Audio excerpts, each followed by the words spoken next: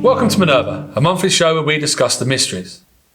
We hope to give you enough information that you can go away and do your own study. I'd like to introduce my co-host Duncan. Hello. And today we're going to be discussing the Illuminati. Ah, big topic. Now, first of all, a disclaimer. If you have clicked on this video thinking that you're going to hear about Jay-Z, Beyonce, a one world government, lizard people, etc., you're in the wrong place. We want to discuss the Illuminati from the society's perspective. So in 1776, it was born by a guy called Adam Weishaupt and with a number of his students in tow. He was a professor at the university in Bavaria and he wanted to change the world, I think. He wanted to change society and he felt that by creating this group of people, he would be able to do that. Now, he was fascinated with Masonic and Rosicrucian texts. Yeah. And we know that from hearing about some of his early readings and what he was doing. And originally, he had a different name for this order, and it's a name that I can't pronounce very well. But Duncan's going to give it a go. Right. Well, one of it in German, I think, is obviously going to be original, but it's like Perfectibilists. Yes. But I can understand why he dropped it. Well, yeah, I can understand why he dropped it now as well. But yeah, he changed it to the Illuminati, which means the enlightened ones. But before that, it almost didn't. He almost called it just the Order of the Bee. Wow. Which is, this whole episode would have been just the Order of the Bee. Yes, and I think they're looking at some other secret societies. The Order of the Bee really fits quite well. So, yeah, that would have been very interesting if it had stayed at that. But the Illuminati just seems to be everywhere. Yeah. And from any order that I know, it's probably the most commonly known. Yeah. But yet really didn't survive very long. So we'll delve into that in a bit more detail later. There were three classes, three almost degree systems within it. Yeah. The first one was the Minerva, which is quite handy for us. The second one was the Masonic, Freemasonic type of orders, and the third one was mysteries. Mm-hmm. And that never got completed again, so we can move on to. But knowing that and knowing how it was set up, what was the purpose of this order? I think like any time when we discuss about the purpose, is to look at the incentive behind it. Yes, we've talked about his scope of interest, but his background. I mean, he studied canon law, religious law, and he studied in I believe it was a Jesuit school, but anyway, originally it was a church-funded school. Right. A decree went through that it was no longer church-funded, but it was still the priests who held the money strings for it. And they made anyone who was non-clerical, as he was like the first one to pass and become a professor who was not a cleric. And they gave him a hell of a hard time. And this seems to have created a seed in him of being not necessarily anti-religious, but he was anti the establishment of religion controlling almost unfairly the living state of life. And looking at the early things that he was writing, it looks like that's where he was actually trying to do it. And he seemed to believe that if he could change the underpinning thoughts of people and do it through a secret society, say, look, this is this idea of, as we would say, free thinking, it seems to be his agenda. So I think that's what he was attempting to do. Yeah, I would totally go along with that. You know, when you listen to the conspiracy theorists on this, and it moves on a spectrum of sensible to completely random. Yeah. But when you listen to them, one of the threads that is always said is that the Illuminati disbanded and went into Freemasonry. Yeah. They infiltrated Freemasonry. Now, do you think that they infiltrated Freemasonry? Yes, I have to say yes, but unfortunately it sounds so conspiratorial to say to infiltrate it. Because what it seems to happen is a case of he started the organisation, although not technically called the Illuminati, but the group was there a year before he became a Mason. Yeah. But he seems to have done so because the original members, I think it was only like 4 or 5. That's it. He peaked. Yeah. And so he needed a recruitment base. Yeah. And Freemasonry was already promoting ideas of free thinking. It's almost like a membership hive where he's tried to get into. Yeah. Now, from my understanding, when he got into, he wasn't that enamored with it. It was okay, but it wasn't as fulfilling for him until he met one particular guy who gave him the advice of saying, if you're going to use this for your own order, then go get a petition for your own lodge And so you run craft Freemasonry, but within it, that's where you get your recruitment for your own order.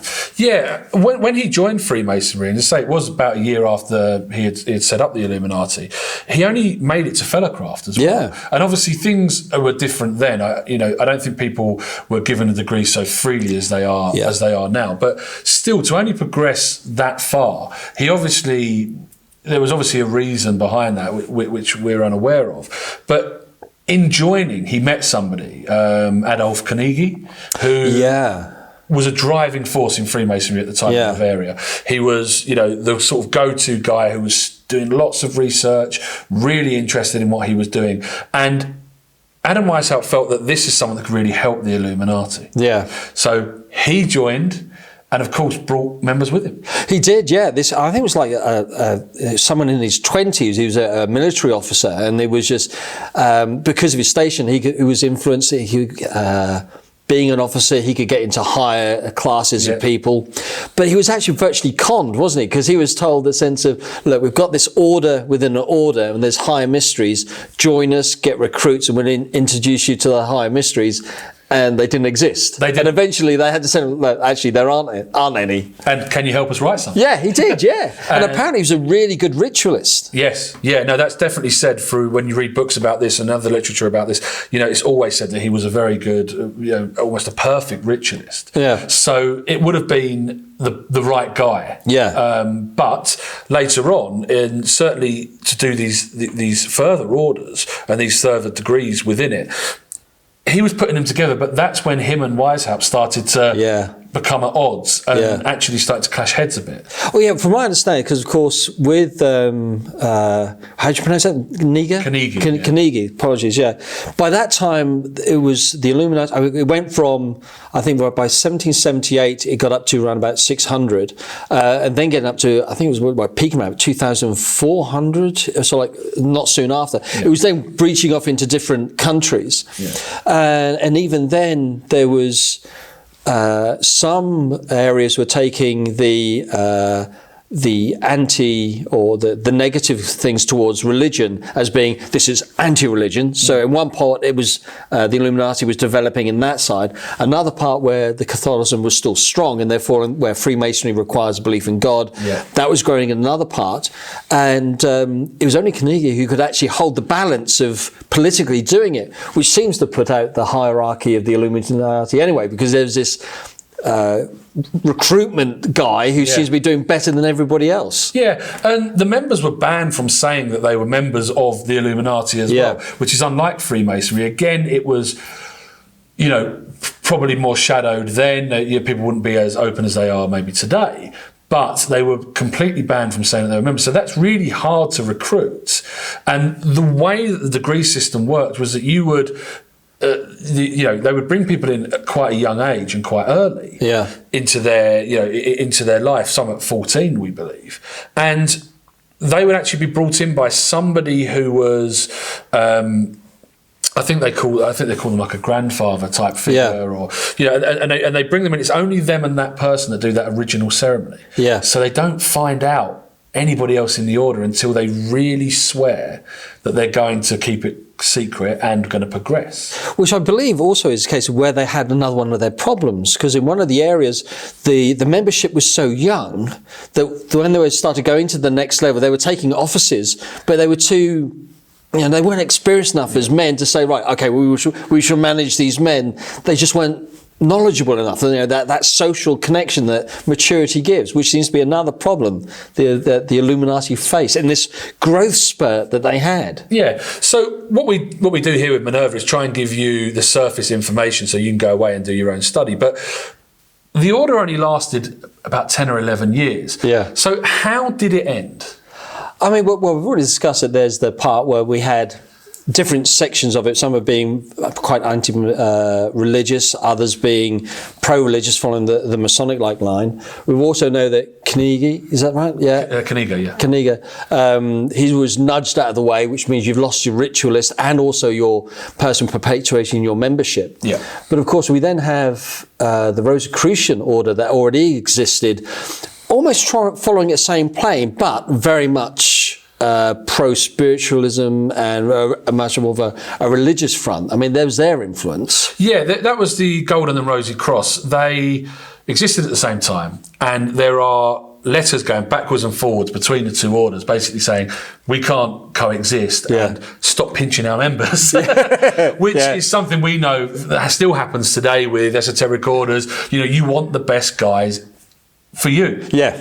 Another reason I think they disbanded as well was that Bavaria brought in a death penalty for secret society. Yeah. And of course, this really was a secret society because nobody was allowed to divulge membership. Yeah. So having that over their head, I think really killed the order off. Oh, yeah. I mean, there was one part of the case of, again, going to the Rosicrucian thing, where they started doing actual pamphlets of I mean, I think we first see one of the earliest pamphlets going out against the Illuminati, saying about how they hold high positions, how they are trying to manipulate. The stuff that we read on the internet all the time was starting back in the late 18th century. Yeah.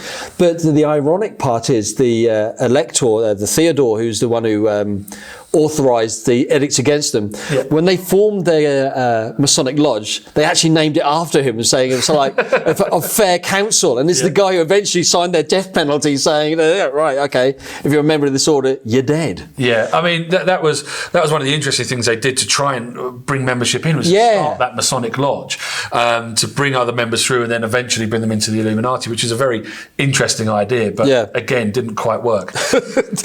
How, you know, we know that they disbanded, but did it survive? I mean, all of these conspiracy theories say that there's still an Illuminati today.